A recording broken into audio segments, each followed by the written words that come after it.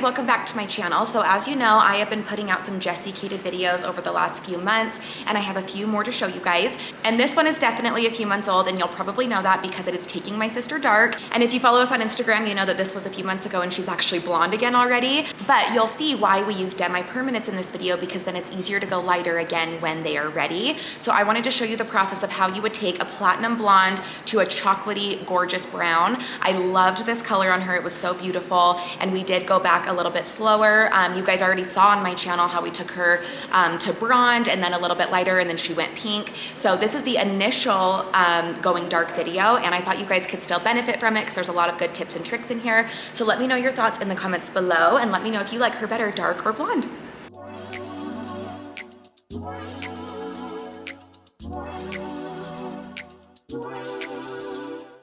Hi you guys, welcome back to Jessicated. I am really excited for today's video because my sister here, who is about a level 10, you guys have seen us do like platinum icy white blonde on her for so long, is going darker. So today's video is going to be all about how to fill blonde hair, get that really rich, beautiful brunette tone without it being too red or too muddy. I feel like a lot of times in beauty school, we don't really learn how to tone or to fill properly. So I really wanted to do a hands-on video showcasing how to do this properly. So if you guys are wanting to watch this, then stay right there because we're gonna get started. Okay, you guys, it is now time to mix up. As I'm doing this, I'm going to explain each step and why I'm doing it. So we're gonna have 3 different formulations for her today. The first one is going to be a base color. You saw that she has some natural regrowth. That's about a level 6, 7. She is getting a little bit darker as she gets older, and we actually noticed today that she has a little more depth in her natural regrowth than she normally does. So we are going to be treating that separately. What we're gonna be doing is a Redken Shades 5N, and I'm gonna use it with 10 volume so it has a little more grip to it. I feel like using it with 10 just helps it stay a little bit better and makes it more of a permanent result without really being permanent. So I'm going to be doing that on her base since she already has a really good base color, and I want the 5N to be our dominant tone up there. I don't need to add in any warmth because she is a level 6, 7, and we're not having to fill that hair. So that's what we're gonna mix up on our base. And I am going to do equal parts of the 5N and the 10 volume. I am just using a generic 10 volume. You could use like a Redken 10 volume, that would work great, but honestly for stuff like this, I just keep generic developers in pretty much all of them, like 10, 20, 30, just in case I ever need them. And they are perfect for things like this. And when I do all over colors or roots like this, I always like to use the Framar Big Daddy brush. It covers so much space at once, and it has really flexible bristles, so I feel like it kind of blends as I go, and I feel like I'm able to do colors very quickly with this brush.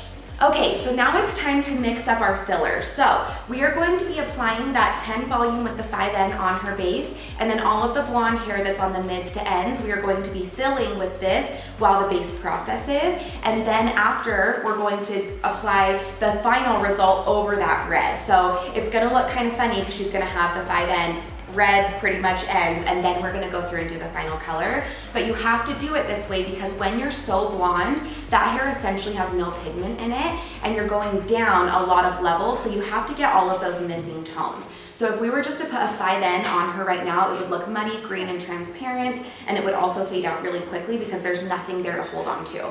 So what we're going to be doing is filling in all of the missing levels and the undertones that each of those levels have. So for example, she's sitting at about a level 10 right now, so there's essentially no pigment. We're going down to a level 5, so that's 5 levels that we're skipping down that we need to go in and fill. So I'm going to be using levels 9, 8, 7, and 6, so that way all of the levels that we're skipping over are going to be incorporated back into the hair, give that hair pigment and life so we can get the best final result. So what I'm going to be doing first is Redken 9GI. That's going to give us a little bit of the warmth. This is a gold iridescent tone, and that's what we're missing from the level 9. Then in level 8, we're doing 8WG. This has a lot of yellow in it, and that's what we're missing from the level 8. Then we're gonna go down to level 7, and I'm gonna be doing 2 different things. The first one is 7GB, and the second one is 7cc. I know this can sound scary because that's literally straight copper, but you have to put red, gold, yellow, orange, all of those tones need to be put back into the hair, and it's not going to turn your client's hair red at the end. Yes, it might during the process, so it kind of freaks them out. Let them know that's normal, but if we didn't do that, the hair would be cream. So we have the GB, which was a golden beige, the CC, which is copper. Now I'm going to level 6, which is the WG. That 6WG is honestly so great because it has a lot of warm and gold tones. And then I'm also doing a 6CB, which is a copper brown. And these tones all together are going to give me red, orange, and yellow, which are the 3 tones that we are missing. And by putting all of this back into the hair, we're going to have a really pretty, gorgeous chocolate brown. So I have that at about 80 milliliters, and I am just going to match it up so it's equal parts. Okay, so now we have our 2 starting formulas mixed up. We are going to go apply these at the chair, and then the very last step will be applied at the bowl. All right, you guys, so to start, I just have her parted down the middle. She typically parts here. I would recommend when doing this going off of their natural part just so that everything's where it needs to be. So since she parts in the middle, that's what we're doing. And I am just going to take 2 quadrants, and we are going to start with the root. When going dark and using color like this, it's important to use a barrier cream. I'm gonna use from Mars Dye Defender just so I don't stain her skin. You wanna make sure that you get this on her skin, but not too much in the hair, because if you get it in the hair too much, it's gonna create a barrier on the hair and it won't take the color as well. So try to make sure you're just getting this on the skin. Okay, so now that that barrier cream is on, I'm going to take this first quadrant, and I like to pull all the hair up. This way it brings that hairline up really tight and I can accurately go through and do that hairline. So I'm keeping really good tension on that, and I am just brushing this on. And you can see that I'm just touching where her natural regrowth is. Of course, it might go into the blonde a little bit, but it's just being feathered in. And then I, of course, will go over that with our filler, so it doesn't matter a ton. But I'm just touching the regrowth, not dragging it down. And this is going to give the regrowth depth and give us that end result we're going for up there. You can see how me holding tension is making it really easy to have a clean application. And you wanna do the same thing in the back, so I'm gonna have her look down so I can go over the regrowth. And in the back, she does have regrowth going deeper down quite a bit since we haven't done a full highlight in a while. So wherever the dark comes down further, I will drag this base color down with it. And when I do the other side, I'll flip it around so you guys can see the back and I can show you what I mean. So now I'm just going to take it section by section, starting at the bottom. And I'm just going to go through with this 5N. And you wanna make sure when you're doing this, saturation is key. So smaller sections are better, because if you do a section that's too thick, you're not going to be able to saturate accurately. So you wanna just make sure that you're getting every little piece of hair right here. And you guys can kind of see right here that she is darker further down in the back. So when I'm in these sections, I'm bringing that down further to richen all of that up. And then you'll notice that when I get closer up to the top of the head, I won't be going down as far because the blonde's higher up.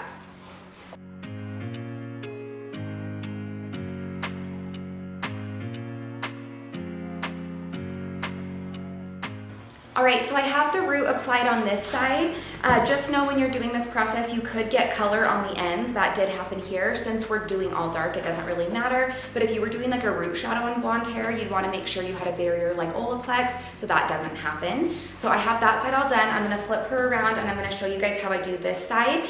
And then we are going to let this process about 25 minutes total, but I don't want the filler to process that long. So what we're gonna do is we're gonna let this process about 15 to 20 minutes, and then I'm gonna put the filler on for the last 10 minutes, just so that we get that pigment in there, but it doesn't penetrate so deeply.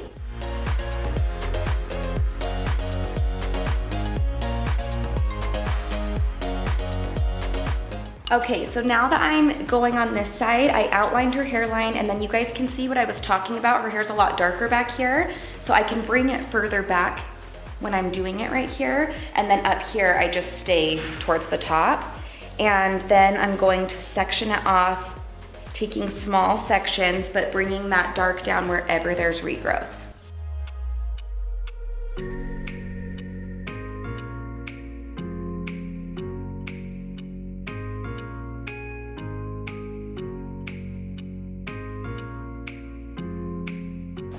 Okay guys, so we have this root all applied. We're gonna let her sit about 15 to 20 minutes and then we're gonna do the filler. Okay, so it's been 15 minutes since this root has been on, and we are going to go in and apply the filler now. What I'm going to do is take my squirt bottle and wet her ends down so that this lathers really well. And I'm just gonna do this section by section. You can do this at the bowl as well, or you can do it at your chair. Just know that it can get a little bit messy. So if you're doing it at your chair, be careful. So I'm just putting that into my hands, and then I'm just gonna work it through like this. I'm so excited for this transformation, and I love taking blondes dark because it's so satisfying, and I actually think my sister looks really good with dark hair, but part of me is always a little sad when I cover all the highlights that we've done for years. It's kind of bittersweet, but it's gonna be beautiful.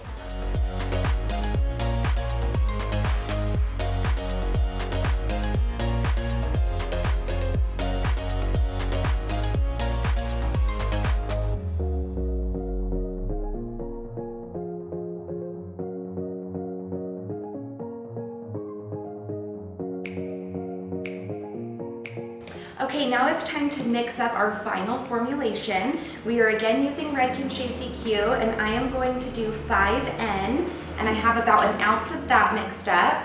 And then I'm just gonna do a little bit of 5NA. The reason is my sister doesn't want it to be too red. She wants it to be a really pretty, reflective, warm brown. So we have to have warmth in there, but we don't want it to be too red. So that's why I'm adding the NA. And a lot of clients going darker do feel that way. So just a little bit of that will help cancel it. And then I also did a little bit of 5G, just because I do want that warmth in there, but not in like a red sense. The G is gonna give us a gold undertone. So I mixed that up with processing solution, and now we're gonna head to the bowl and do the ends.